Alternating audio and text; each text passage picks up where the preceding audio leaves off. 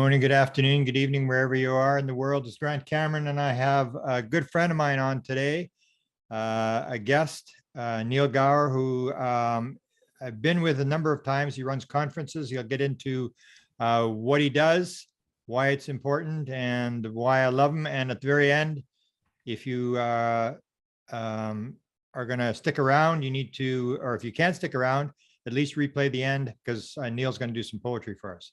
And I, two things in school I hated. One was poetry, but I love Neil Gaur's poetry. And the other one I hated was Shakespeare.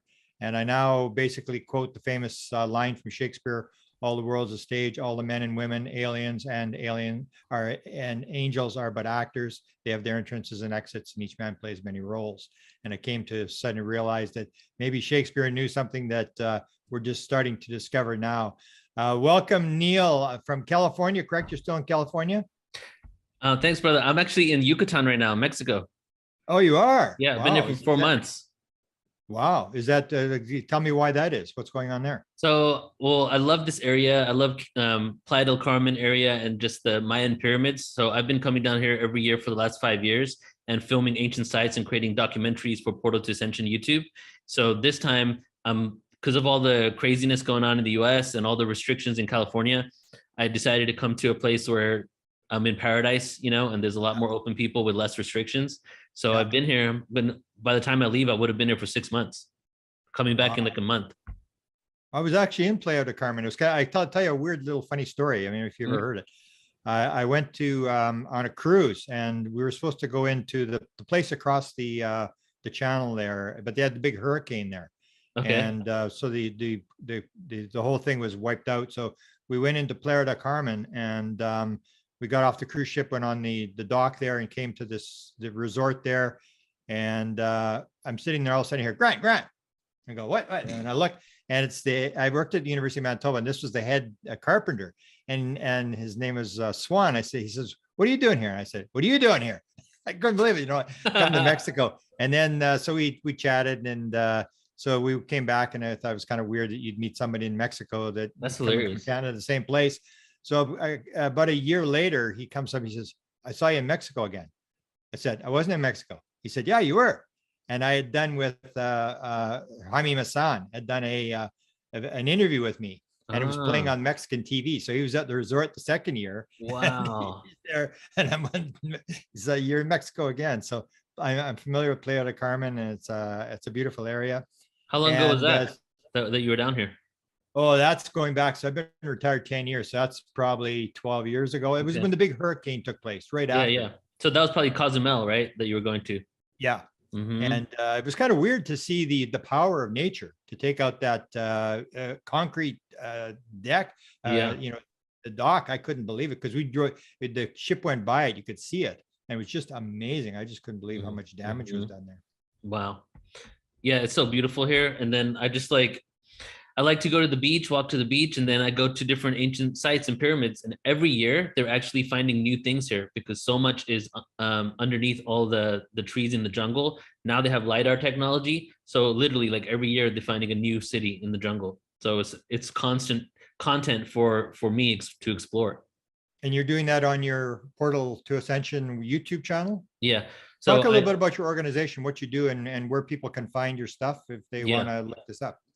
So PortalToAscension, I'll just skip to right when it was created. In 2008, I created PortalToAscension. I had it as an online group for 2 years before that. It was called 2012 Consciousness, Mind Evolution, and Presence. And then in 2006, it was a Facebook group. Thousands of people started joining the group. So after a series of like shifts in my own consciousness and my own perspective, from going from conspiracy theorists, conspiracy factualists, let's say, to spiritual and realizing the bigger picture, in 2008, I had a shift in which had a dream to change the name to PortalToAscension. And then I changed the name, and I started doing small events. I started with meditation events, sound healing events, hypnosis events to unlock creative potential. And then by 2009, 2010, I went on a few international tours to Canada down to San Diego, doing events on sound healing, doing meditation events. But then in 2010, I did my first all-day Ancient Alien conference, because I was into extraterrestrials for like 8 years. my first introduction to this information was the Sumerian tablets. So I was into ancient alien information. So I called on a few people that, colleagues, people that we know in the circuit. And in 2010, I did an all-day Ancient Aliens conference.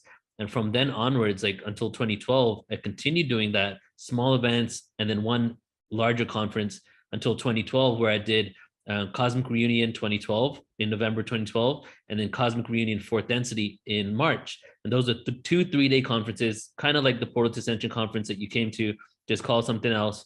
Bashar was the headline at the first one, and it was me experimenting with all the people that had joined these Facebook groups. I wanted to see if I could create an event, fly out all these speakers, and if people would show up. So that was the milestone in 2012 for Portal to Ascension. And then I just continued like doing bigger and bigger productions until 2015, where I created the online university that you're familiar with since you spoke on it so many times. And then in 2015, started with 1 event a month. And then in 2018, it's been 110 events a year now at this point. And basically every topic I've had the opportunity to think about that I wanted to learn about, or that I have thought about, but I haven't created an event yet, I either have done an event on, or I have it in the pipeline over the next few years. So we explore a lot of information. I would say around half of the information is deep dives into ancient history, but kind of redefining our timeline. What is our true world history? Where do we come from? What were the lies and manipulations in our history that took us away from the truth of ancient civilizations? But that directly connects to the extraterrestrial question. It also connects to our spirituality, because when you look at these ancient civilizations, all of a sudden you see that they had an advanced awareness of quantum energy, right? And they also had an advanced awareness of spiritual consciousness. And besides that, UFOs and everything has always been close to my heart, disclosing the truth of the extraterrestrial presence. So now I just curate and cultivate all these events every single year, going deep into topics that can really help expand people's consciousness and empower them to realize the beauty of who we are and how we can live in harmony with ourselves and the planet. And that's all at PortalToAscension.org, and also on my YouTube, youtube.com/PortalToAscension. And you have a lot of people when you do your 3-day events online, or whether you're doing them, you have like 40 people. So how do you know so many people? I mean, do you read? I mean, how do you? It seems like that I learned a lot of the people that you had. I didn't know about them until I saw them on your site. So I'm always researching, right? So from 2000 to 2008, I didn't do any events. I was just researching, reading, and going to events. So I made all these friends and connections, and I would go up to speakers and ask for their emails and even some of their numbers. And then sometimes I would have dinner with them at the events. And so then they would recommend other people. So by the time 2008 hit, I knew a lot of people that were doing this information, and I just started reaching out to them. When I first got into doing events, I was really heavily into channeling, and then I became more into research-oriented information and started going to conferences like UFO events, ancient history summits, things like that. But I also have a part, because Portal to Ascension, we're pretty much like a full-on conscious event production company. So part of that is a constant researching of new speakers. So I don't want to keep having the same people over and over. So when I do big events like that, it gives me an opportunity to do a lot of research and bring on new people that I want to interview, so I can get a feel for them to see if I want to put them into another event, maybe a paid event or an all-day summit or something like that.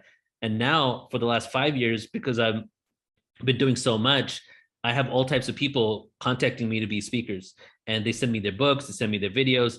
So there's a constant research going on. I even have individuals working for me that if I can't research them, they'll read the book or they'll watch the videos and then give me a summary on it.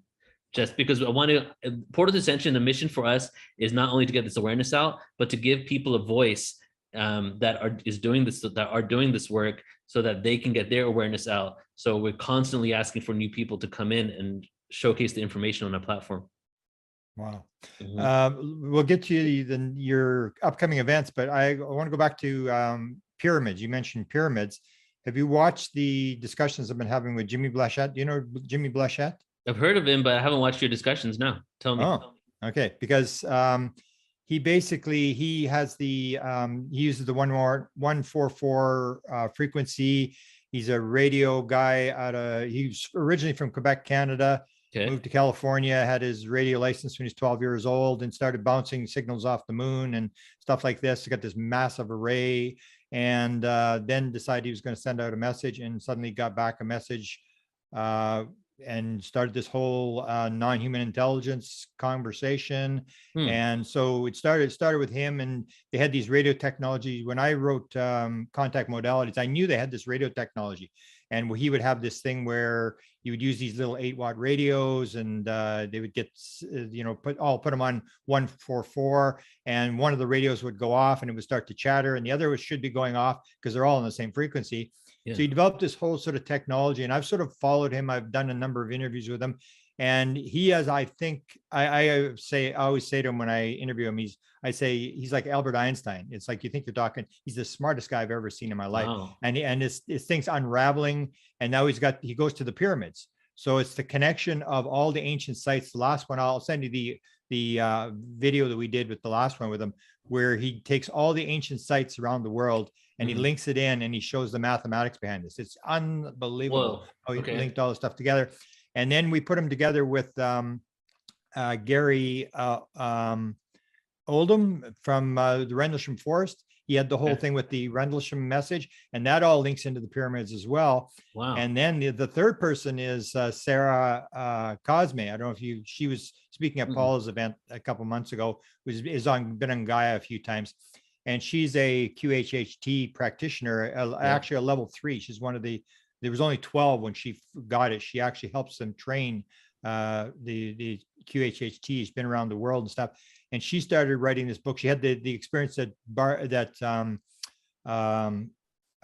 Dolores Cannon had. You remember the one with Nostradamus, where she's got this client, and Nostradamus is talking, and then the client moves to Alaska. She says, "Oh, that game's over." And next client walks in, continues the story. Next client walks in, tells the story. And Sarah had the same story, but it had to do with Atlantis.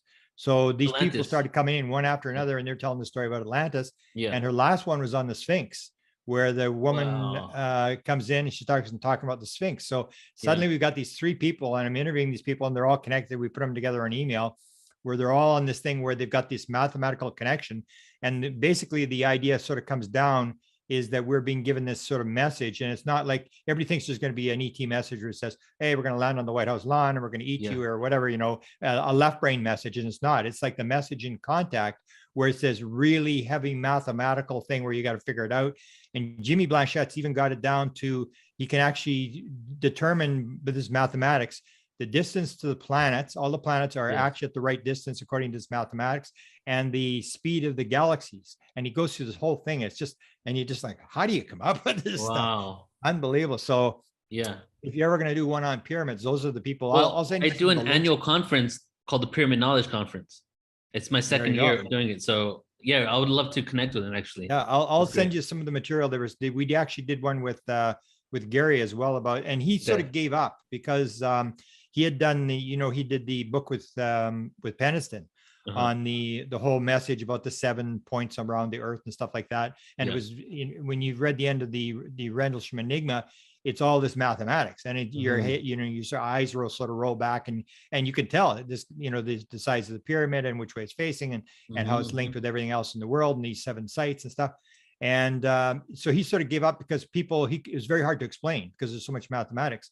Well, Jimmy's is the same sort of thing. It's like the thing from Contact, the message, where you got to sit there and you got to figure it out. And as you unravel it, it becomes more. And Gary said he's actually got 2 more books just on the mathematics of that message that Jim Peniston got by putting his hand on the craft at Rendlesham Forest. Wow. And you see there's this weird contact, but it all links back into the pyramids, which I never really paid any attention to. I figured it's pretty weird, and they probably had some stuff, whatever, but how does it link into UFOs? Now I'm seeing that they're basically showing this link to the pyramids and to all the ancient sites. When Jimmy did the last one with all the ancient sites, your mouth is hanging open. And then we have the synchronicities when Nicole Sackage and I were doing it. So Nicole was running it on her channel. And then when we looked at the channel, when we were running it, she had 1,440 subscribers, which is 144. Yeah. And then Jimmy sends me the message in my thing, and he says, "Look at this." And he was putting the 144th message in my file on the same day. So That's crazy. You see this stuff and you go like, wow, this is pretty weird. Yeah. That's amazing. So I just did a presentation. I did a deep dive research study into Pythagoras and his life. So I did a 4-hour presentation on PortalToAscension recently. And part of it was to really dissect who he was as an individual, but where he got his information from, right? Because we say Pythagorean theorem, we give him all this credit, right? Yeah. And firstly, so a lot of people really have kind of an anger towards Pythagoras because they're like, well, he didn't find out all this information, so why did he say it was his? Well, firstly, he never said that it was his information. He actually said where he got the information from. And his followers that came after him after he died were the only ones that said it was from him. Kind of like Jesus. Jesus spoke about everywhere he went, but then when he died, people were like, oh, it's all Jesus's information. So as I was dissecting it and looking at where Pythagoras got his information from, it took me to ancient India, it took me to Babylon, and the Pythagorean theorem literally written in Babylonian text, and to the pyramids of Egypt. And so I did this whole deep dive, like maybe an hour of that presentation was specifically the mathematics of Egypt and showing about not only how many stones are in one pyramid, but if you were to align the pyramids next to each other, what it would create. Like if you get the 3 pyramids on the Giza Plateau and you line them up 1, 2, 3, right, just next to each other, it's the Pythagorean theorem. It's the exact Pythagoras a squared plus b squared equals c squared. If you go to the Temple of Siren and you look at the distance from the Siren to the Great Pyramid, and then a specific equinoxes like summer solstice and equinox and so on and so forth, and then you divide it by 432, which is another number you get within the circumference of the pyramid, you get the circumference of Earth. You know, so it was almost like Egypt, like honestly, seems to be a mathematical layout of all the information we need to rebuild society in case there is a wipeout of everything, like all the equations, all the mathematics to create it. So when he took this information, then his information was then hijacked by the occultist secret societies, and then they utilize his information in order to create societies and civilization as we know it, including how we create bridges, how we create arches. But all of this came from pyramid technology and the mathematics of how these were created, including, let me say one more thing, the pyramid, the angle of the pyramid is actually the same angle as the tilt of Earth, 23.5 degrees, which is another like amazing thing. How did they know this information? Were they spiritually connected? Was it extraterrestrials that gave this information? Was it a past civilization like Atlantis that passed it down? No matter which way you look at it, it's something profound, right? Yeah.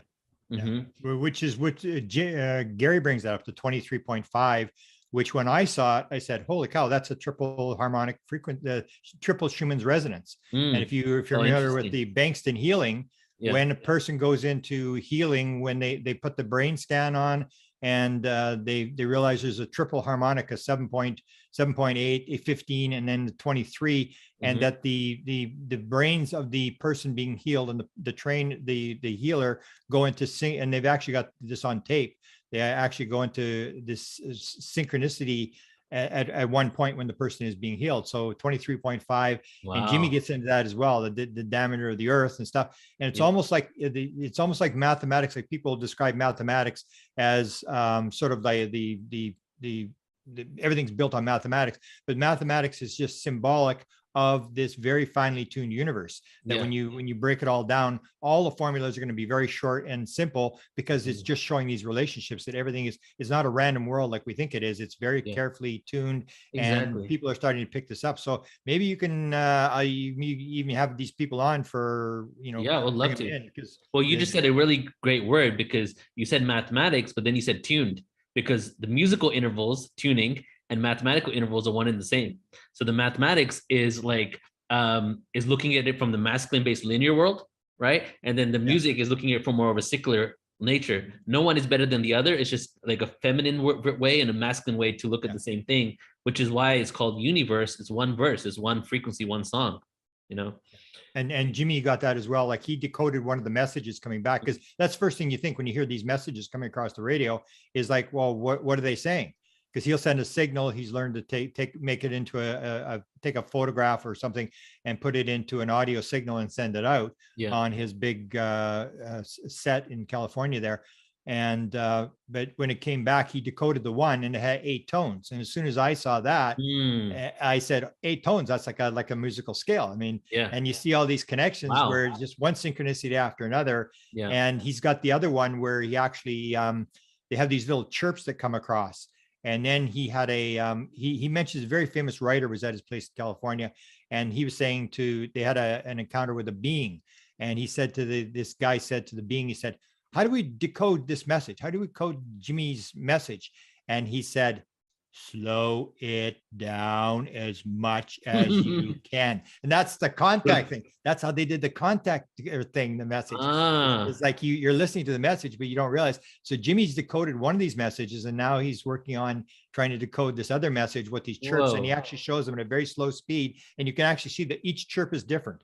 The peaks and the valleys are different on each chirp. And so it's got a lot of information. We just haven't figured out what this message is telling us. Okay, so he decoded one of them. So Yep. What does it say? Well, it has these 8 tones. That's what it is. It's eight tones that come across. And so he takes the 8 tones, and then he starts using the mathematics of the 8 tones. He multiplies one against the other, gets the speed of light. He multiplies one against the other, the diameter of the earth, and all these tones, and they're all linked. When you start looking at all these tones, it explains everything in the universe, all these tones. And when I'll send you the videos, and you can check this out, because it's every time I see him, I say, like, man, this is like talking to Einstein. It's like watching history being written. That and so they would get in, maybe ask you this question. It comes into this thing about inspiration.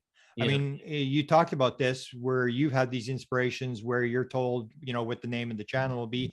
I wrote Contact Modalities, and I believe very strongly in that. Maybe you can talk a little bit about that, about this idea that we think we're the smart guys, we're figuring this stuff out, and we are actually getting help. Yeah. Well, a great example of that is when you look at ancient history and you look at specific times when great minds were on the planet. There were multiple great minds all around the planet that had the same kind of ideas. Like Pythagoras' time, well, there was like 4 other people on the planet, including Buddha, that all had same ideas of reincarnation, right? So that goes to the whole thing of maybe this information's in the ethers, and it could be multiple things, not only the cycles of time, the evolution of consciousness, the devolution, the position of our solar system in the galaxy, the frequencies coming from the central sun, the black hole in the center. All of these can contribute to different levels of information and awareness being, in the field around us. So I feel that when we get to certain levels, it's a collective download that we can all tap into. And another great example would be, let's talk about Pythagoras for one more second. Pythagoras was into consciousness and spirituality and vibration being God and mathematics being God. Then Christianity came along. Christianity started hijacking his information, and the Knights Templar and the secret societies were the only ones that utilized it. And then Kepler and Galileo came along that were anti-church and anti-spirituality because of what they'd done. So they were neo-Pythagoreans without the spirituality, right? But they all happened around the same time, but they were atheist about it. And then all of a sudden we get to 1900, which is technically the end of the Kali Yuga, the Dark Ages, and the beginning of the Energy Age, which is the Dwarpa Yuga, the Bronze Age. And then all of a sudden we have Max Planck, Tesla, and Einstein, all individuals that helped us understand the quantum reality, but all spiritual consciousness, right? And happening separate from each other. Even with Tesla, there was another individual that had the same equations that Tesla was coming up with on the other side of the planet, but was only a few days off from publishing it, So there's definitely a collective download that we receive. So for me, when the whole download for PortalToAscension came in 2008, it was like a 20-year package, like in one. Marketing plans, business plans, how many events I'm going to do, what's the eventual goal, what's going to happen. And I'm a skeptic at heart. It takes a lot for me to even realize that. It took me a good decade, maybe till 2018, until I finally owned that actually even happened to me, right? But the more that I'm owning that is actually happening, I'm getting this direct download of it, the more I'm able to implement it with comfort and ease and flow right into it. So I feel that I'm constantly getting these downloads, and it's just basically levels of awareness that I'm tapping into in order to give me the tools that I need so I can create what really needs to be created right now for the planet. So you would believe in mission then, in terms of your being here at this time, this place for some particular mission? Yeah, I feel that is the case, but I'm also very much into the paradox that even just being and not having a specific mission of what you do is also part of the mission, because I feel that source, right, wanted to experience itself infinite experience. And a good experience or a bad experience is still just an experience in the scheme of source, right? So no matter what you are, what you do, whether you're working at a 9-to-5 job, or if you're doing something actively like this, in the grand scheme of the singularity of the oneness, you're doing exactly what you need to do. Now, because we're going through this cycle of awareness and this ascension, a lot of individuals are incarnating to play the role for this awakening. And that's part of my mission on this planet. And this kind of goes back to Dolores Cannon's information of when there was a call out to the universe, she said, after the first nuclear bomb test, right? The splitting of the atoms started affecting all types of different realms. And then there was a call out to the universe. And the call out was, these people are going to destroy themselves, and they could even destroy other beings in other dimensions unless you incarnate onto this planet. So I really subscribe to that kind of information, that a lot of people started coming here on the planet to take an active role in helping us move away from a destructive nature and start helping us move towards being in harmony with nature. So how do you see it? I mean, we have this, war going on now. I mean, are you optimistic, or how do you see it unfolding? I like to say I'm a hopeless hopeful. No matter what happens, I cannot help but be hopeful. When I see chaos, I see opportunity. When I see struggle, I see the ability to learn from our lessons. When I see darkness, I see the contrast we need to achieve the light. So right now, since there is a lot of traumas on this planet, collective traumas, past life traumas, a lot of power and greed, these things can't sustain our experience on this planet anymore. So part of that is not going to just be roses and unicorns, as they say, right? We're going to probably see a lot of darkness before we see the light. And hopefully it's not in a way where there's mass deaths or anything, and that we can do it from more of a harmonic perspective of self-realization. But I don't really know how it's going to look. So when I see all of this stuff happening in the world right now, people having the opportunity to really reflect on what they really want and how they want to live. So with this war and everything, even though I see it and I'm looking at it neutrally to see what's going to actually occur from this, I do believe that the eventual goal is going to be the ascension of humanity. And the reason why I believe that is not only because of my own intuition and my own feeling, but also looking at all the ancient scriptures that talk about this time. Many different cultures have all talked about the resurrection of the Messiah within us, and if you look at the cycles of time, like the golden age and all that every ancient pre-Noah's flood civilization had within their text, they all talk about these cycles. And there's only one civilization that actually had the dates, and that's the Indian civilization that had the dates of these shifts. And in between, if you look at the cycle and the dates on this calendar that they have, you can look at exactly what happened at those specific dates. And it's almost like something huge occurred at those times. So what happens at the end of the Kali Yuga and the beginning of the next Yuga is a period of wars, right? And the Kali Yuga ended in 1900, and it fully ends by the end of this century. And we're having all these great wars. So I feel a part of this is just the process that we're going through in order to really realize what we want. One thing I'm hopeful for is that we used to exist in a world where we were in this world of hierarchy and authority, where we give up our power to authority. We lived in this hierarchical reality. We've now stepped into a world of sovereignty and individuality. And part of that, I feel, will make it that we have the freedom of our own consciousness enough to not be completely controlled and go down a pathway that is for the hierarchical structure, for the authority structures, like we've been doing for the last thousands of years. So to answer your question more concisely, I'm extremely hopeful. I feel that eventually, I don't know how long it's going to take, 5 years, 10 years, 100 years, but I feel that we're on this upturn in consciousness. Yeah. Have you ever had Paul Selig speak for your? You mentioned him at our last event, and I connected with him on Instagram, and now I'm going to have him this year sometime because of because he talks about the fact that in order to have the shift, you have to all that's been built in fear has to be raised to the surface. It's like lifting the rock and the little creeper crawlers come out. That you can't. People are almost like they're what would be the word? They're not proactive. They're reactive. So it's not until something happens to you do you learn the lesson. Until then, everybody's just going. Let me ask you a question about, you talk about sovereignty and individual. How do you break that from ego, where we have a situation where, like I always describe it as a football game, where when you're in a huddle and you're playing in the Super Bowl, when the 10 players are all on the same page and we're going to go, but when you got 5 guys inside the huddle who've got their middle finger up and saying, "Don't tell me what to do, I'm an individual." How do you separate individuality from the moving together as one?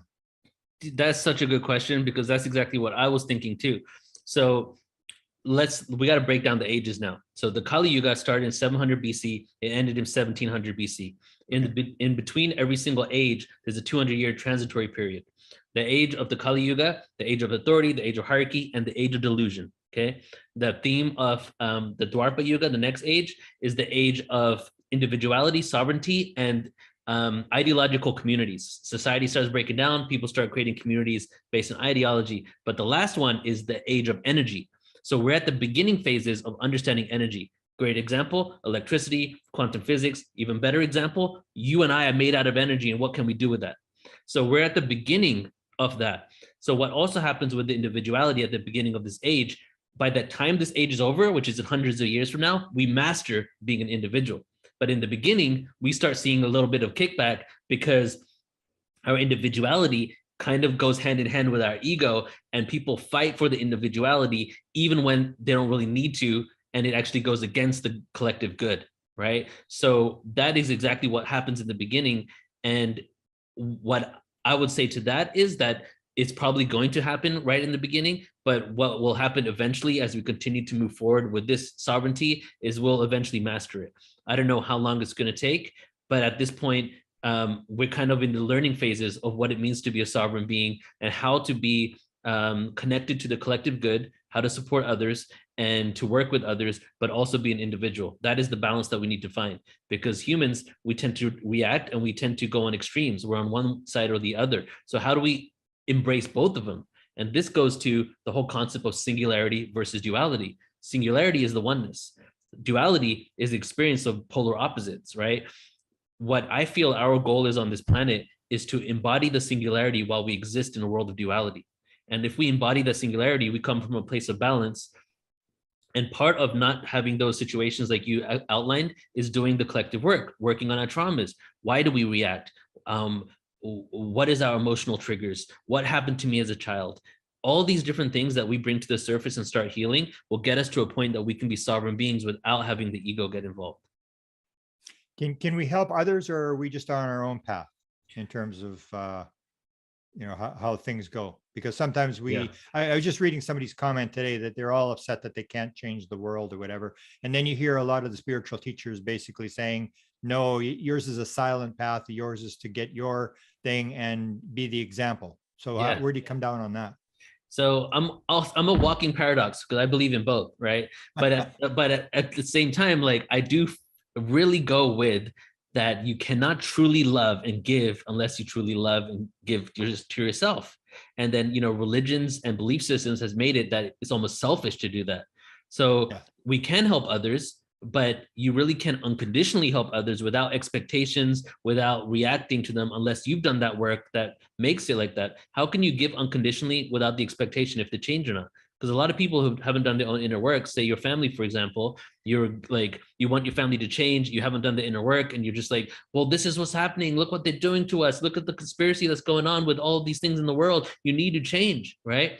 That kind of response will only probably get that kind of reaction back to you where people aren't really ready to accept and understand it. So if you do your own inner work and you come to a place of peace and you're able to explain it from a place of peace, you give them the opportunity to really understand what you're saying. However, with that being said, you can never change anybody. People need to do it themselves. You don't know what kind of work that they've done themselves. You don't know if their purpose on earth this time is to awaken like that. So all you can do is give information unconditionally without expectation, and then just let people be and have their own experience about it. That's how I feel. Yeah, I think you're right there. I have the same thing where we struggle to do it. And yet that's why God created pain, because usually people won't move until it all falls apart. Like we have a situation now where, it's 50-50. I mean, there's 50 on this side, 50. You can't vote in Congress to go to the bathroom. I mean, they can't do anything. And you wonder, how do you move? Because people are moving into their own corners.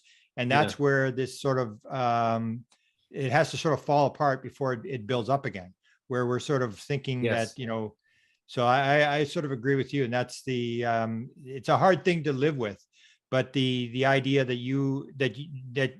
in the end you die by yourself and you don't get judged with everybody else, you just get judged as to how you did and what you did, and that you plan to come in. And that's basically what I say to people, is that you planned to come into the world probably for some reason, and all you got to do is figure out what you're supposed to be doing, and it really doesn't matter what anybody else is doing, because it's your purpose to come in. You didn't, you just do what you can. And so I appreciate what you're doing, because you're doing an awful lot of material. Let's talk about some of the stuff that's coming up for you, because you have a lot of people. Talk about the following that you have, the number of people that you get huge numbers at events. So you've sort of reached out there and you're getting the word out.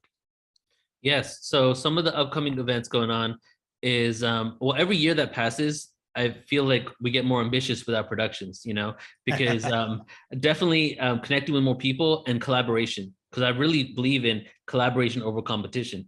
The energy of inclusion is much more solid of a frequency than that of exclusion. The elite that know the information we know, extraterrestrials, and you go deep into this awareness in your past with all the things that they know, they come from the energy of secrecy and exclusion. We're coming from the fact that it's for everyone. So that vibration in itself, I feel, is what we need in order to move forward within humanity. So as every year passes, I bring on more and more people, and I start producing events, because I create 110 events a year. That's not even including my podcast and free YouTube shows.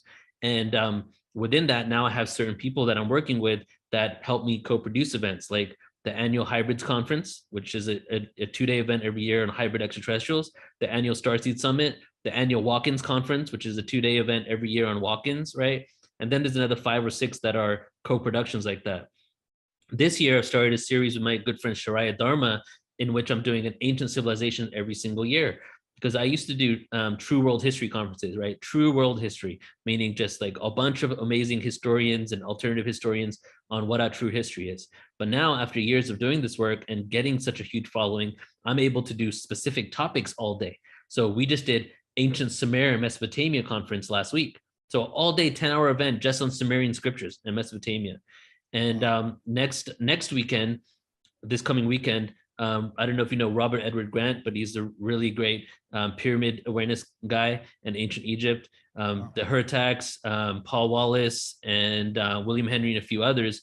We're doing Ancient Egypt and the Extraterrestrial Connection online conference. And that's going to be a 10-hour event on March 5th. And then we also have, I'm just jumping all over the place, then I'll tell you about some upcoming ones. A part of my Ancient Civilization series is a 2-day event in June called the Indus Valley Civilization and Ancient India Online Conference. 2 days, 10 to 12 hours a day of literally like the last 50,000 years of subcontinent Indian history, right? From scriptures to migration routes to why is it that half of the Indian gods are the exact same gods as Greece gods? Zeus is Indra, Athena is Saraswati. Everything about them is the same. Their background, their upbringing, both of them come from mountains.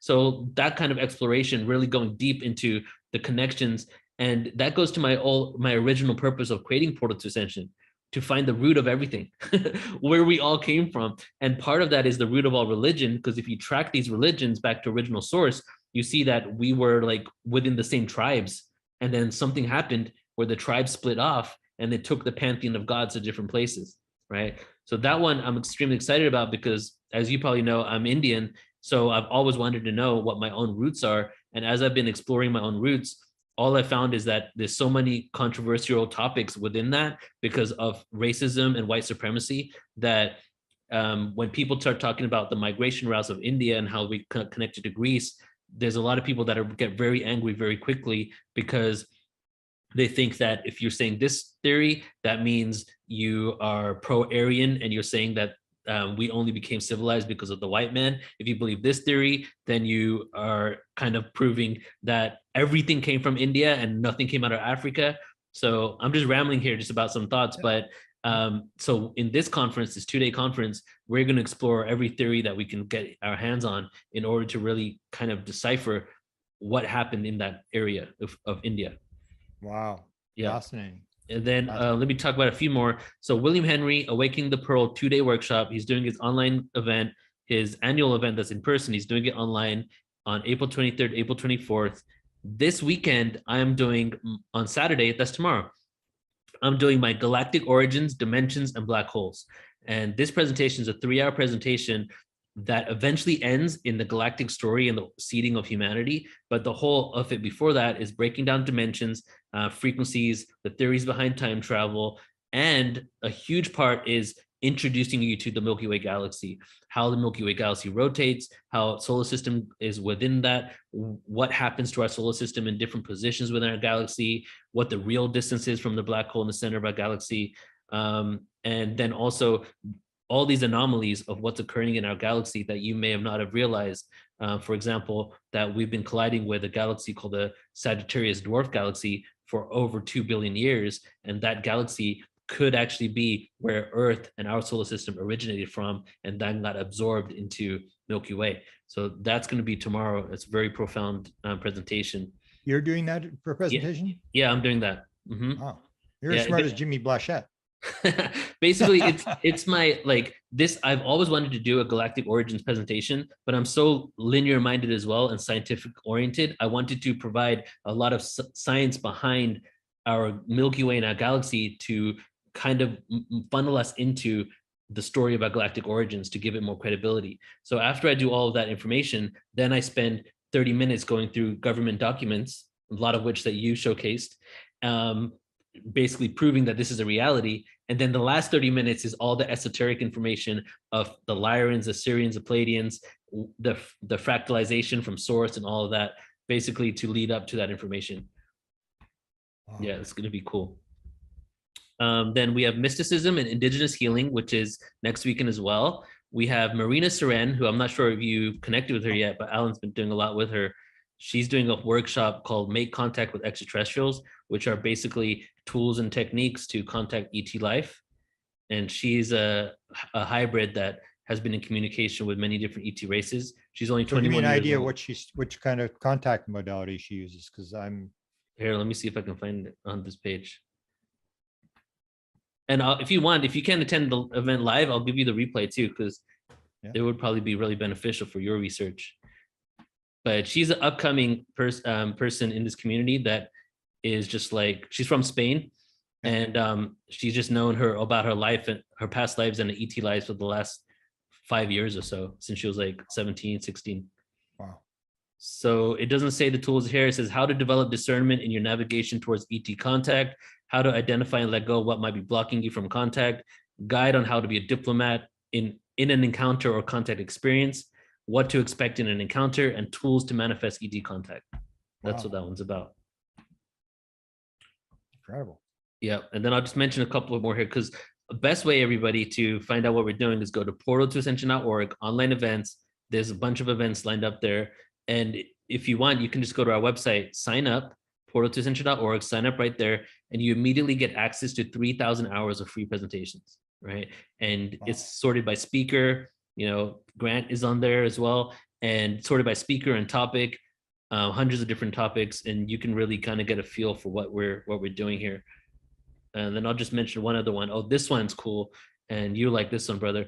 So you know, as you know, I'm into ETs and UFOs, but I've always wanted to do one on people that knew about ET races, and they could talk about planets and the technology of ET planets.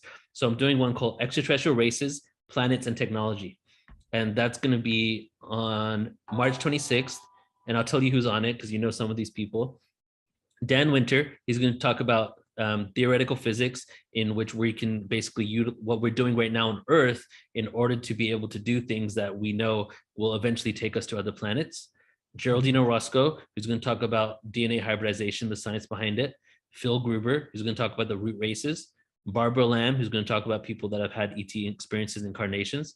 Mary Rodwell is going to talk about the children and their experiences as different beings on different planets. Joan of Angels is co-hosting with me. Jenna Layden, she's going to talk about 30 different ET races and where they're from in a galaxy. And then Adam Apollo and Alan Steinfeld. So that's going to be an incredible event as well. Yeah, that'd be interesting, because I'm just coming out with a book called the UFO Sky Pilots. I deal with the 36 people who have flown the craft. And it's almost like Barbara Lamb got, you know, she had the experience where they said, listen carefully, you're going to be doing this, as if she was set there. And Mary Rodwell got all the kids with the that can speak light language and stuff Yep. like that. And I got all the people who fly the flying saucers. So I've got that book will be out shortly. So So it's these are military officials. no, these are experiencers. Chris Oh, Bledsoe. I do have one okay. U.S. Air Force retired colonel out of L.A. that came after we did an event at Orange County, Mhm. and he wasn't at the lecture, but he came to that dinner after, and they said, David, tell Grant about you flying the flying saucer. I said, you flew it? He said, yeah, it was a dream. I said, everything's just a dream. Tell me. And he went through the whole thing. I've got a 747 United Airlines pilot. Just piles of people that all basically came to me, and it's all started with the consciousness thing. Where I gave the consciousness lecture, there was a woman in Phoenix, Arizona, where they set me up with her. I thought she was Mhm. totally crazy when she told me she's like in her 70s that she was flying the craft. I said, come on, come on. Wow. And then suddenly all these people started coming to me one after another. Melinda Leslie had a couple that she had dealt with.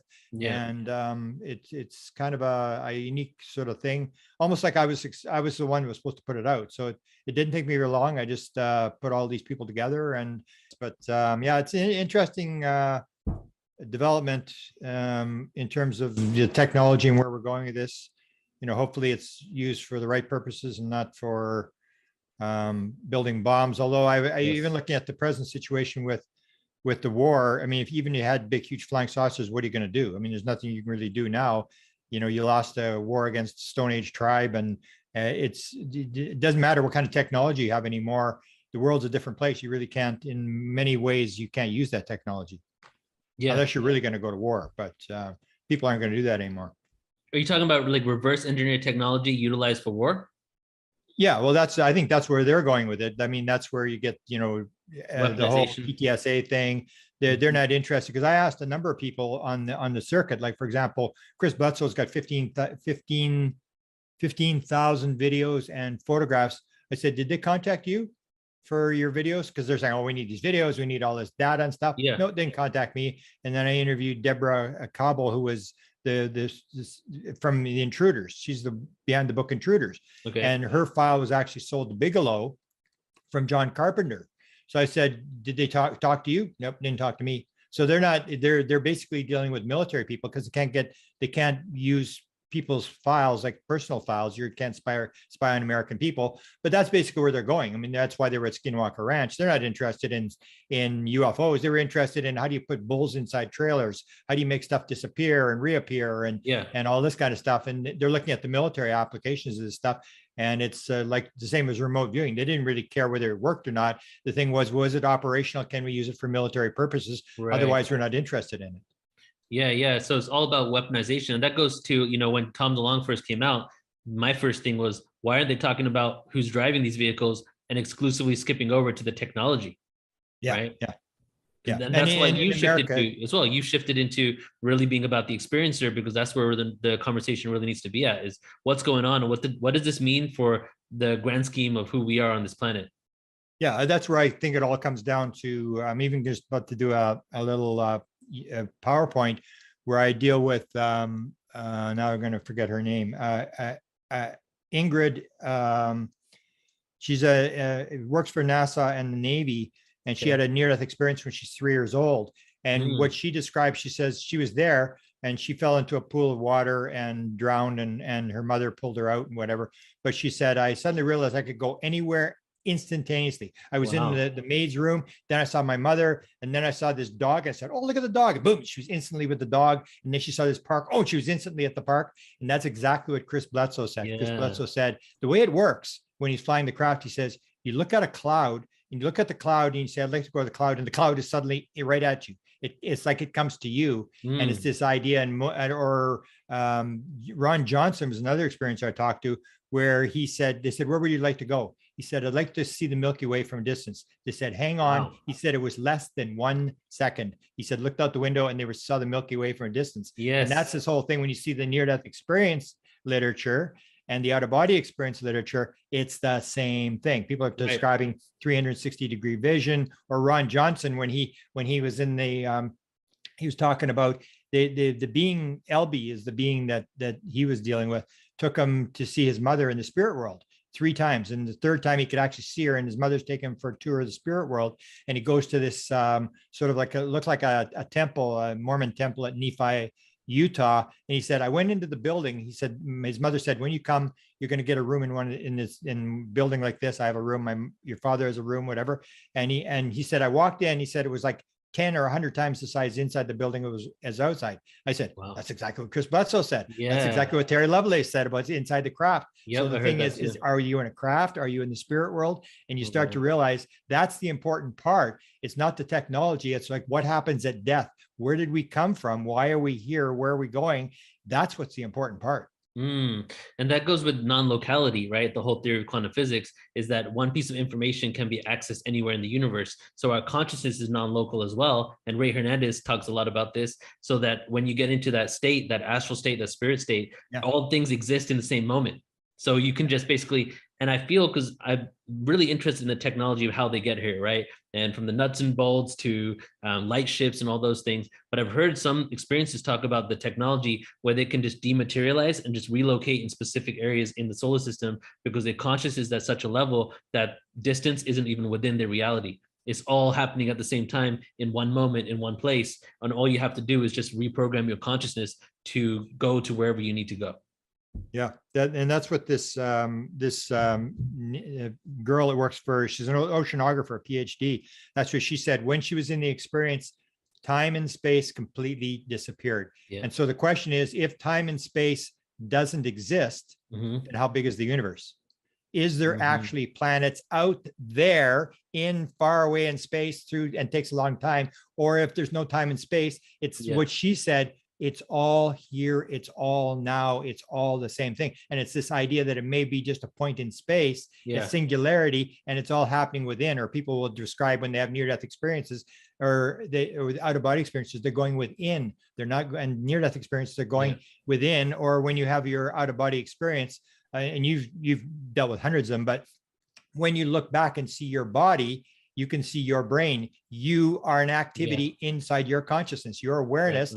And that's when you start to look at this whole thing and look past the UFO stuff and start looking at the near-death experience and the out-of-body experience, you start to realize this thing is not what people think it is. And that's what this Ingrid said. She was told nothing that you see is what is really there. It's all, and it's this idea, is it a simulated universe? Does time and space exist? And it's just so much more complex that people sort of want. People want, we want, give me the engine, let's make some money, let's, have some technology, whatever. And it's just so much more complex than that. And I think that's where your role and my role is very important, is you move people past that and start presenting this other stuff. And you don't present it and say, this is the way it is. You just say, well, what about this? And then people think, oh, well, that's, and they start to think, and that's what maybe changes things. And then it comes down to what Max Planck says, one funeral at a time, is that the young kids, that the older people wouldn't believe this kind of stuff, but the young kids, when they say, is there teleportation? They go, well, of course there is, they're just used to it. So the old generation dies off and the new generation isn't offended with the idea, and it becomes adopted. Yeah. Yeah, exactly. That's so beautifully said. And that's what we're moving towards, is just this understanding that we're all frequency and vibration and all things are possible. But my question is, do you think it could be both? That we have, because it's almost like a computer program, like a video game, right? Say that we create a video game, and in that video game, we're in space, and it takes you a certain amount of time to travel from one planet to another planet in that video game. But ultimately, that video game is just ones and zeros and frequency and code. So it's like when you're in that game, you can play the game of distance and traveling in time. But then when you transcend it, out of body experiences, near-death experiences, psychedelics, meditation, whatever, or even contact the experiences, you transcend that. So who are we to even know if that transcendence is the true reality, or if that's even another fractalization from what really is going on? So to me, it's kind of like both realities exist, because this is real to me, right? So I got to go, I have to walk down to the grocery store if I want to get some food. So that's as real as this is. But when we transcend that, we have a different perspective. But still, it's still an activity inside consciousness. So when you die, you suddenly go, oh, and that's what people will say. And probably half the people that speak at your conferences will say, the basic concept is realize who you actually are. You've got to remember who you actually are. We are not the actor on the stage. We are playing an actor on the stage. And that's a big difference. where we sort of, and yes, it's very real. The same as this girl, she said the same thing. She said she happened when she was just before she was 3 years old. She said it was as more real than the real world.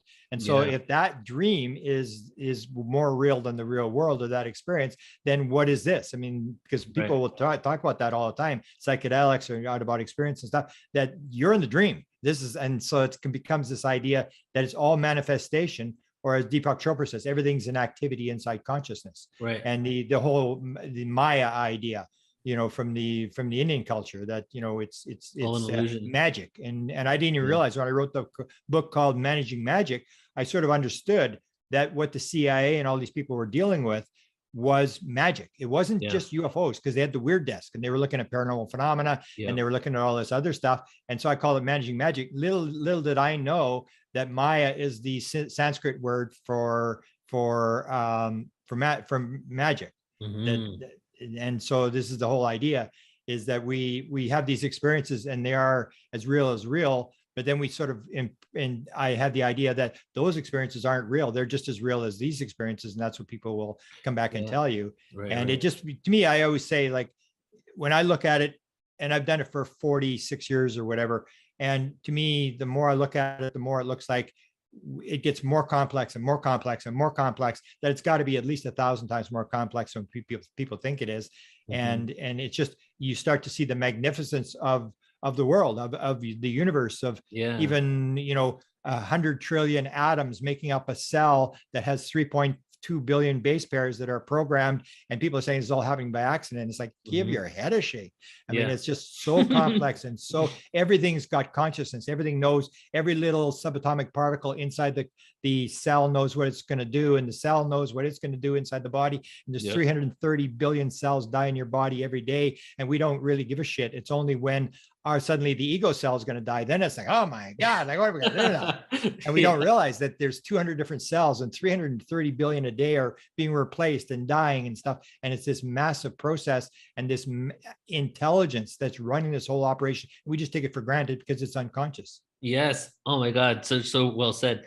So let me ask you this then: as we all collectively move to this understanding of non-locality, that time is not what, is not linear, but it's actually beyond that, not even secular, but doesn't even exist, right? Secular is even just another construct of it all. So do you feel we can get to a point where we can navigate this matrix and have certain powers where we're able to dematerialize, rematerialize, levitate, all these different types of things that we see in ancient scriptures, once we actually collectively get to a point of transcending this reality, but still exist within our bodies? Sure. Because if you go back to the idea, everything is Maya, everything is illusion, everything is vibration, then if you understand the source code, you can do it. As Jesus said, if you have the faith of a mustard seed, you can say to this mountain, move, and it will move, and nothing will be impossible. And this again, I go back to this because I've been listening to this girlfriend the last couple of days. Ingrid talked about the fact where she was in a situation where she was with her boyfriend and robbed her boyfriend, and she disappeared. And her boyfriend said, "You weren't here. I'm glad you weren't here." And she said, "I wasn't here." "No, you weren't here when this thing happened." And she asked she's dealing with energy beings, and she has this idea, everything is energy, everything is beings. And the idea that you can turn into an alien or a human or whatever you want to do, you can take on a form, but your basic source. And she said to them, and they basically said to the same thing, you've got to realize everything is possible. And because it's all made out of consciousness. And that's where I've changed. Even the last year, I now sort of believe God did not create the heaven and the earth. That is a materialistic Christian idea, that God created this material physical world, and then he put little souls in each one. And the idea is God created the sparks of the divine, and everything's made out of consciousness, and you and I are the ones creating the universe. We create the universe. Or if you've had Mark, I don't know if you have Mark Sims, if you talk to him, the being that comes to him and talks about these 15 levels, that you start as, something very simple, and you go up, and when you're finished, when you get to this 15th level, you're creating galaxies. There are entities creating galaxies. That's a Michael Newton idea. I was fascinated with Michael Newton for years about this idea that we go, and all it is everybody's making the universe a bigger place and a more magnificent place, and we're just building all the time. And so we have to look in the long term in terms of not what are we going to do in this lifetime, or can we get, because being, with the Western society, we want everything yesterday. And realizing that this goes on forever, or people will say, I want to escape the karmic wheel. I want to, just get out there, whatever. Mm-hmm. And it's like, what are you going to do? Sit on a beach for the next 3 billion years and drink Mai Tais? Come on. I mean, everybody's building. That's what it's all about. I mean, what is God going to take off and say, okay, I've had enough. I'm going to, everybody, and that's the whole concept of altruism, that's what the beings are doing. They're helping us, and we're supposed to help the people below us and do what we're supposed to do. And it's not about rape, pillage, kill, and steal. It's about trying to make the world a better place. Yes. So from some experiences that I've worked with, and even more than that, channelers and other people, I've come to an understanding that every sentient being wants to create something in its own image.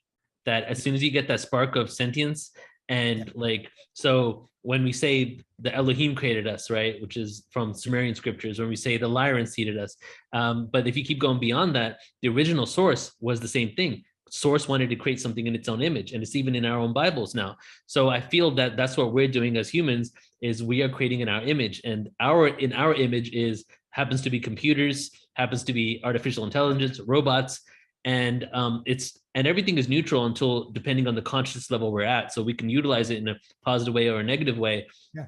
But even if you look at a hard drive, what is a hard drive? We've literally created a dimension with information in it that's only wires and electricity, but it has data and Word documents, So we are creating in our image at the dimension that we're able to do it at. So interesting. Yeah. And when you start looking at the ET thing, I always point out, 1896, the crash in Texas, where, and there was the airships flying around and they had propellers and sails and whatever. And they said, we're from Mars. And people went, oh, that makes sense.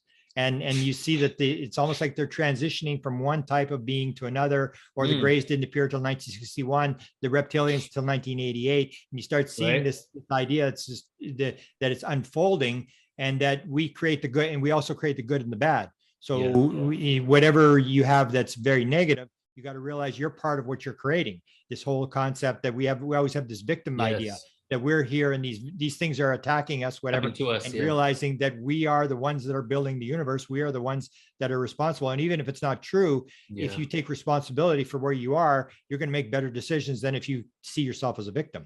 Yeah. And since we have this, we're living within these limited bandwidth frequency that, we can see certain frequency, we can hear a certain frequency range, smell only certain frequencies. It makes sense that there's probably so many more experiences beyond that we need to be open to the fact that we could have chose to have many of these experiences that we're actually victimizing ourselves to now because of our limited perception. We're not able to see the grand picture of why this is happening or what we called into our life before we incarnated. Yeah, and a lot of people that have the near-death experience or the near-death experience will realize that. They'll go, this was all intentional. That I saw myself as a victim in the accident or whatever. Or there's this Nathan Castle, who he has these dreams. He's a Dominican priest who gets these dreams. He's written 3 books on helping people cross over to the other side. And this whole idea where they come and they see themselves as victims, but when they're on the other side, then they realize what was actually going on was that this was all intentional, and you're going to live another life, and you're just cycling through. And like everything else, because we want to live forever, but we realize that it's all life and death, it's all cycling. That's how the universe works. And then if you realize you're part of this overall process, instead of the ego where it's all about me and what I'm here for or whatever, then we start to make some progress. And so I think we're in a situation, even if you look at 100 years ago, we're in a situation where we're way ahead of the game. I mean, I point out, even 100 years ago, we thought everything was solid. It wasn't until 1911 that we run the gold foil experiment and realized that it was all 99.99999% space. We are at this point now, we're starting to realize this non-locality and spooky action at a distance and all this kind of stuff. And then when you talk to people that have these near-death experiences and say, I was here and I wanted to go there and I was instantly there, that's non-locality. That's this whole spooky action at a distance, where they're saying, oh, it only happens with electrons. No, it happens with people too. And you start to realize that these people that are the contactees are the people that probably have the answers. Otherwise, you're just using your rational analytical brain and reshuffling around a bunch of material that you're getting conditioned from school or whatever. It's these people are bringing the new material in, or even where Gary Nolan talks about, with the guy that's doing the DNA stuff on the experiencers and the metal research, whatever at Stanford. He said it's the stuff that you want to look at is the 5% that's outside the curve. That when you see the 5% that doesn't make any sense, that's what you got to watch. And that's what the experiencers are telling us. They're telling us this weird stuff that when you start looking at it, actually starts to make sense as to what's actually going on. Right. And we're just at the beginning phases of this understanding right now. However, we're seeing craft doing things that we're in the beginning phases of. So if that craft is being reverse engineered in black budget programs or gets released to the public, things that we're theorizing in quantum physics laboratory can take our technology hundreds, if not thousands of years into the future. Right. And they have actually, so as you probably know, Newtonian physics and quantum physics are paradoxical to each other. Newtonian physics, but however, quantum world creates Newtonian world. So it's like, how does that make sense? And so they were able to do things like, double slit experiment where two particles show up in the same place at different places at the same time. So it's almost like bilocation, right? And teleportation on the subatomic level. So they weren't able to do that anything above an atom until 2 years ago. They did something 100 times the size of a hydrogen atom. They teleported it from one place to another place. So what does this mean? We have finally cracked the code of being able to do things in the subatomic world in the Newtonian world. So if we're just at the beginning phases of that, if we linearly progress, we'll eventually get to doing it with spacecraft, doing it with human bodies, like Star Trek, But I feel that we could get even further into the future if we have this disclosure of all this technology that's out there.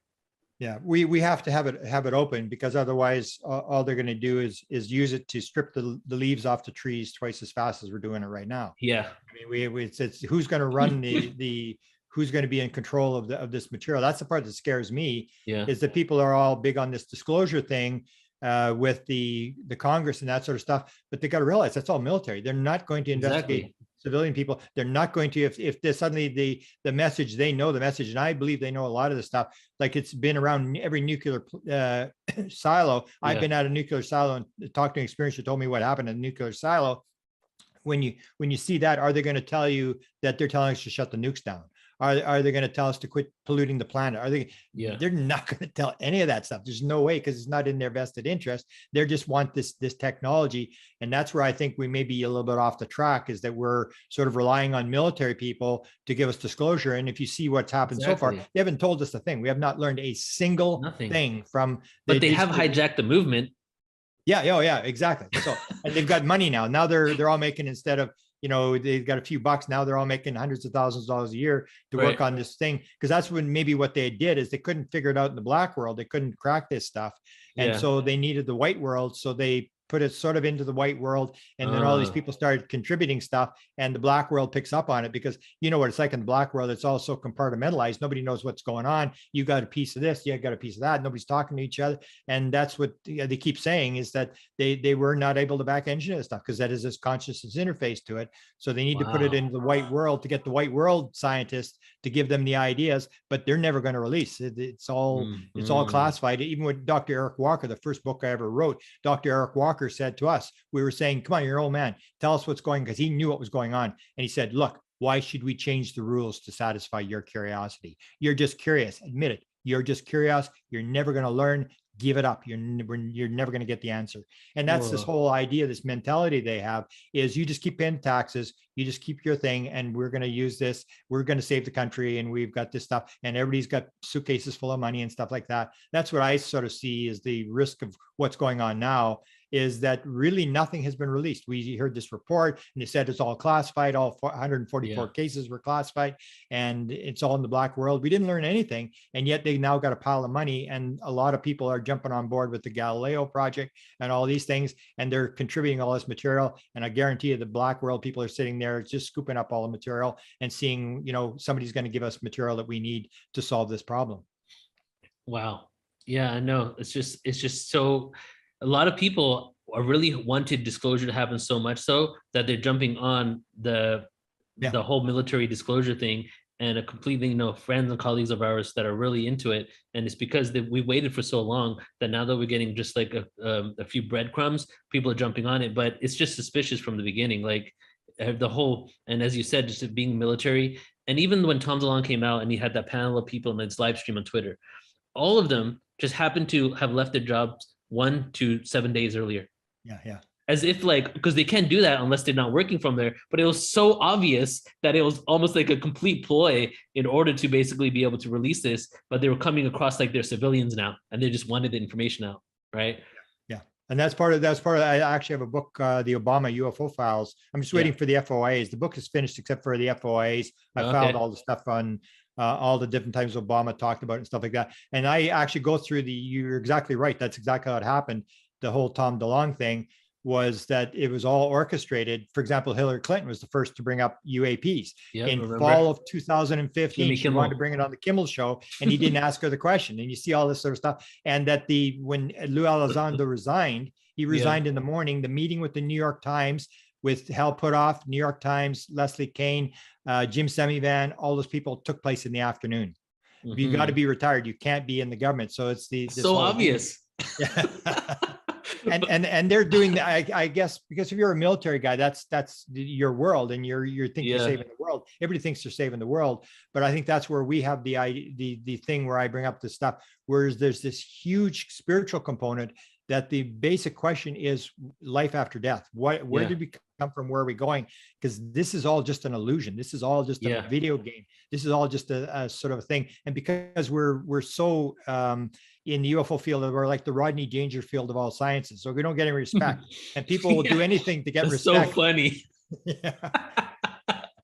And they did just jump on this thing, and you're going like, come on, folks. I mean, and that's okay if they want. Everybody has their belief, but when you ignore the experiencers who are actually the ones with the answers, that's the part that I see that is my role, is to say, do you know what this person said? Do you know what this person said? Do you know that these people are moving through space instantaneously? And I've got like not one person, I got 36 people, and they're all telling the same stories, and they're all basically telling you that this thing is this non-local, and it's all consciousness, and that's why they can't move the craft, because it has a consciousness interface, and you can't turn it on unless you got the consciousness interface, and it's flown by. That's how the people will say, when you ask them, like this David guy, I said, okay, tell me your story. He said, oh, I think it's a dream. I said, tell me your story anyway. So he starts telling me the story. It's like they're reading off a cue card. I went in the craft. The craft was bigger on the inside than it was outside. There was some beings, and they said, go ahead and do it. I put my hand on a panel. They put their hand on a ball. They put their hand on something, and the craft was alive. It was absolutely alive. They became one with the craft, and whatever they thought is what the craft did. Everybody says the same thing. Nobody has said anything different. And you start hearing that, and you realize this is, I don't care if you call it anecdotal evidence. This is very strong evidence that shows this is all going to be consciousness when you break it all down. There's a physical component, but the physical component is one that gets us in trouble of war and the male ego and, the urinating contests and stuff like that. Yeah, exactly. And like, since we've been talking about near-death experiences, let me do another plug for another event we got going on. We're actually doing an event on April 3rd called Psychology, Evidence, and Science Behind Near-Death Experiences and After-Death Communication. And that's a free event on PortalToAscension. It's a 10-hour event all day with some amazing people, doctors, nurses, some scientists, therapists, and experiencers of near-death. But what's happening now is actually near-death experiences are actually being considered by the mainstream. Yale University came out with a whole research study on it just last year. And on CBS, there was this whole entire segment on NDEs. And I think they said, it was like, let me think. I think it was 1 out of every 10 or 1 out of every 5 near-death experiences, or 1 out of every experience of somebody passing away and then coming back to life in a hospital setting is a near-death experience where they remember other things, they visit someplace, and they see themselves outside of their body. And that was on CBS, right? So it's becoming proven now that consciousness isn't just constricted within the brain, that it's actually a field that's outside of our body as well. Yeah, I think that's where our disclosure comes. It's not that we're going to convince anybody. It's you put it out. Because I remember I wrote an article called The 64 Reasons That Decided Not to Tell You the Truth. And one of them was Stephen Greer's thing that the stock market would melt down if they ever announced the fact that they were actually working on this stuff. And I used to believe that as well. And then what happened when the New York Times thing came out? Nothing. nobody panicked, nobody jumped out of a window. And that's what's happening now, is that you and I tell stories, we keep telling the stories, and the young kids all go, oh, you near death experience, I've heard about that. And I was in the 70s when it first started. I actually wrote a paper. When I started, I wrote a paper at the university on people dying. And because it was a big thing then, and it went, did people ever predict their deaths? Stuff like this, near-death experiences, and all the weird things that happen around death, and people coming to take them across and stuff like that. And now it's going to be the same thing, almost like gay marriage or any of these sort of things. We are no different than any other social or political movement. We're going to keep talking about it, and people are going to hear it, and they're going to go, I don't really have interest in that stuff. And then someone's going to say, oh, it's real. There are near-death experiences people do, and everybody's going, yeah, I knew that. Right. It's the same as the New York Times article. Yeah. That's how things disclose. It's not going to be a move where suddenly everybody's going to panic and the story's going to be announced. It's a thing that gradually happens, and everybody's just going to suddenly accept it. And it's happened numerous times in history. Right. And the same thing with extraterrestrials, right? And UFOs is that. And what do you think about the whole concept of that, this was coming out no matter what, and people like you, myself, many other people we know were pushing it to come out. Even Steve Bassett was doing a lot of things that, really put up a flag with Congress members and people who weren't even in the awareness of this all. And then all of a sudden they came in, they took over and hijacked the movement. Do you think that they maybe did that because they knew it was inevitable that was coming out and that they needed to get in front of the story? I think there could be a component to that you're trying to get ahead of the story before it breaks. But I think what a lot of it was, Jim Semivan actually said that they were behind this. That's why I wrote up in the Obama book, was that there was guys inside the government. So people always think, like, I worked at a university which was government, and everybody thinks, well, every year in the government, what's going on. No, you don't. There's like a million different departments, and everybody's fighting for money, and you only know what your little job is. You don't know what your boss does. You don't know what people all around you do. And so you had people inside the government who were very frustrated, and Semivan was one of them. He had the experience in the 1990s with his wife, and the beings were in the room, and so he couldn't deny this thing. He knew, and he's, what's going on? He's asking. And so you had people in the government who were just upset. And he actually said, they went to the government and they said, we are going to drop this thing.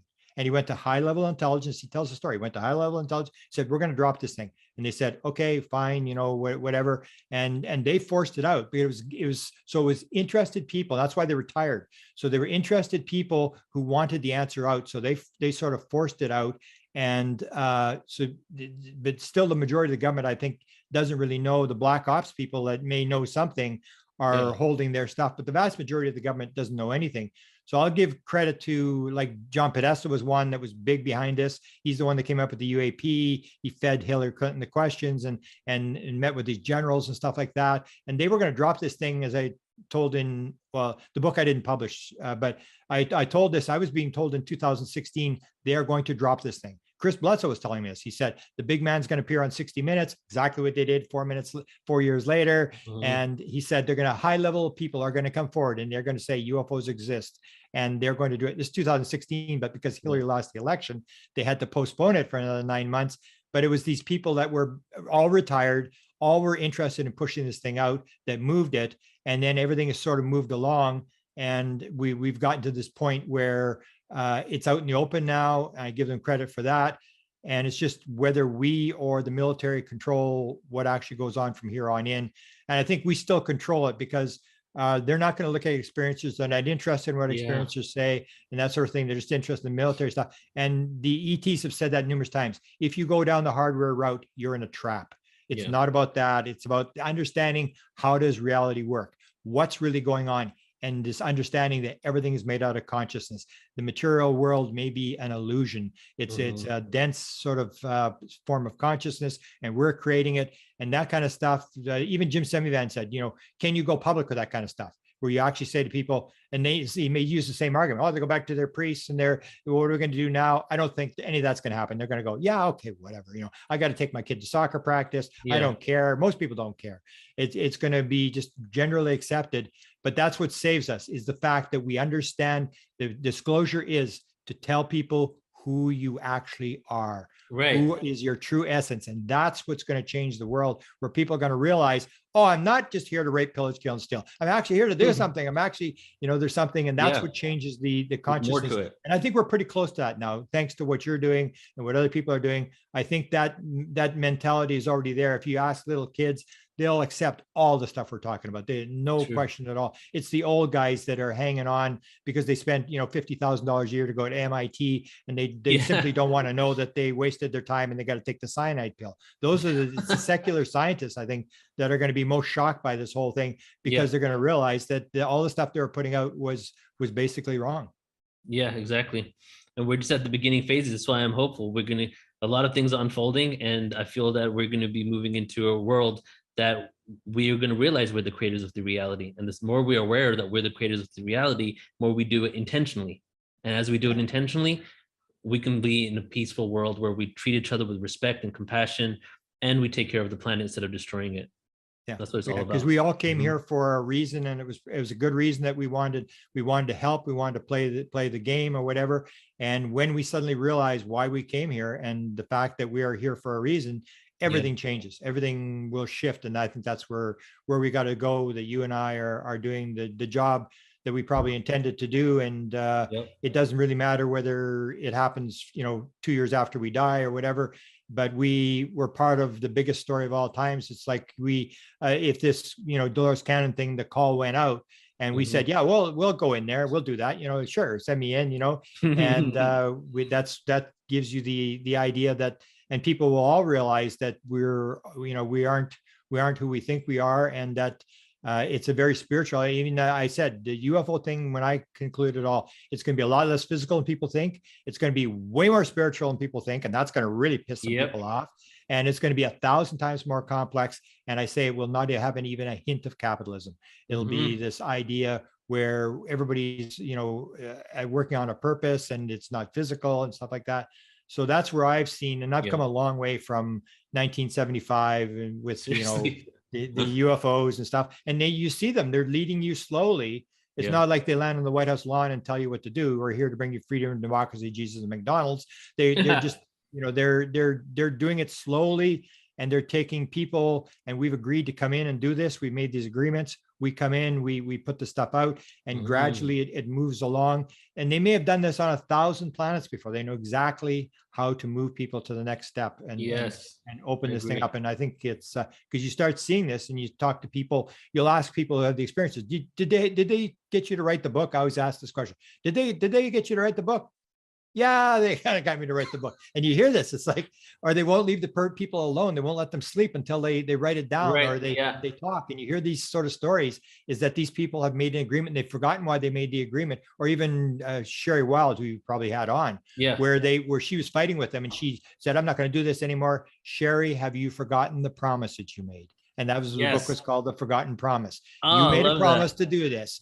And so let's go. And people are sort of motivated. And so I feel honored to be working with you and other people that we're on a team. We may have had a meeting before we came in and said, okay, this is what we're going to do. Yeah. And you do this and I'll do that. And it gives you a sense of purpose and a sense that you're doing what you came to do. And there's no better feeling in the world than believing that you're actually helping. Yes, exactly. I mean, I'm having the time of my life doing what I do. It's really fun. It's exciting. And I'm a very curious person. And it's just unfolding layers of who we are as humans, right? Yeah. And even beyond that, who we are as galactic beings. The curiosity is a big part as well. I always said it was always like a chess game, because I was very good at playing chess when I was a little kid. I probably could have become pretty good at chess, but I didn't want to lose. So I stopped playing chess. And but to me, it was always like a chess game.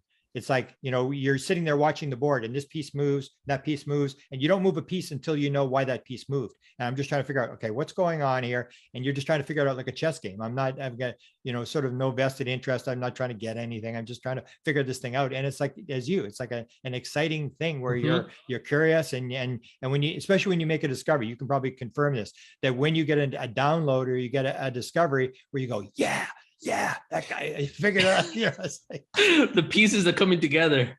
Yeah, and Yeah, there's no better feeling in the world where you suddenly like the aha moment where it's like, wow, seriously. and you hear people like Tesla, where he Yeah. has the alternating engine, or people when they have that moment where they just like exhilarated and they run back and they're trying to write it down and they're just like Hmm. on this stage. And so that's where I think, it may be us giving us the ideas, as you mentioned before, this idea that you get to a certain point when you get to the level where you're at the veil is very thin and you pop through, like you Yeah. mentioned some, but the one I always, because I wrote a whole chapter in a book called Inspired. I went the whole thing about Inspired, where do people get ideas? I wrote a whole chapter on this whole thing about the inventions that all came at the same time. And the one was the telephone that Graham Bell filed in the morning, as a woman filed the same patent in the afternoon. And Hmm. people don't realize there were these things were all happening at the same time, and you get to this level. So it's not until you get to the level that you break through, that they allow you to break through, and everybody's breaking through at the same time. And we're at Right.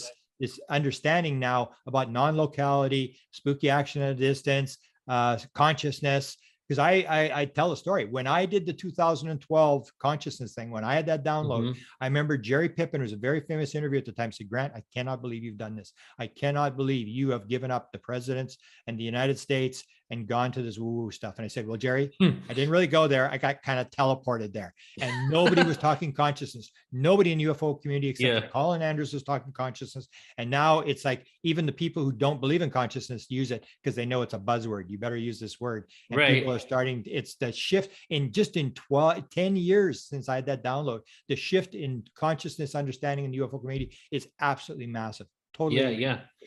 Yeah, and I know some like linear ufologists, if you can call them that, that have taken the shift into consciousness as of late as well. Yeah.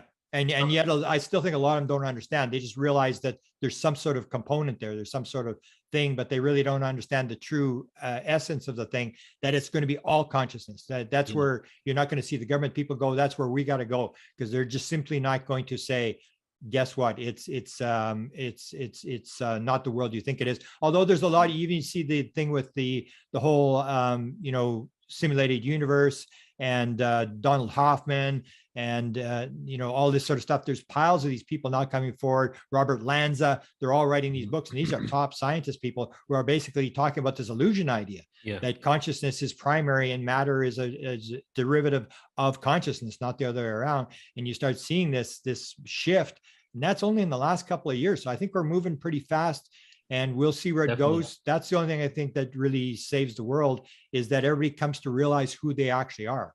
Yeah. Yeah. We are not Americans, Canadians. We are individuals who have come, and you're going to play this role this time. You're going to play that role the next time. You're going to play this, this race, that race, this religion, that religion, and we are all one. And that, to me, absolutely is the number one rule of the number one message, is oneness and understanding who you are. We are all one, and there's no division.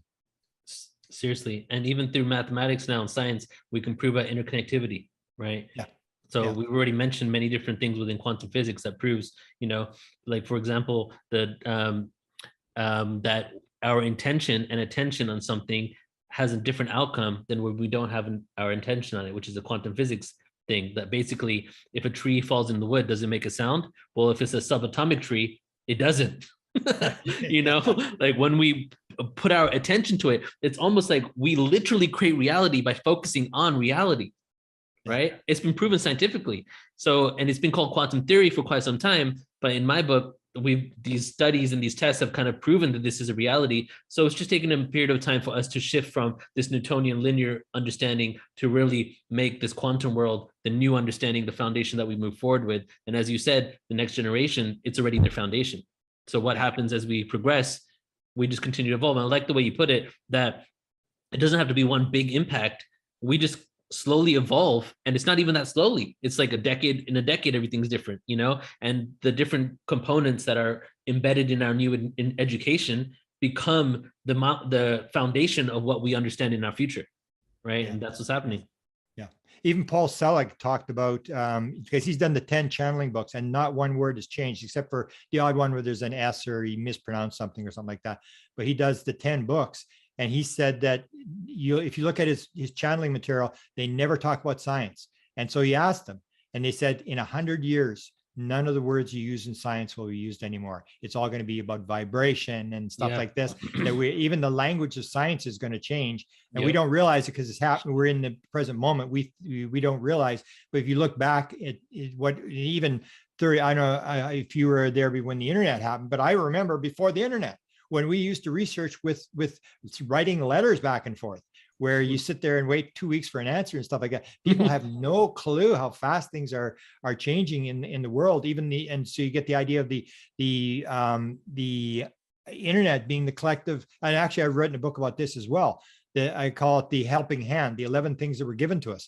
And one of them was the computer, that if you look at the computer, they mentioned computer, it was like literally a download in 1950 to one guy sitting there.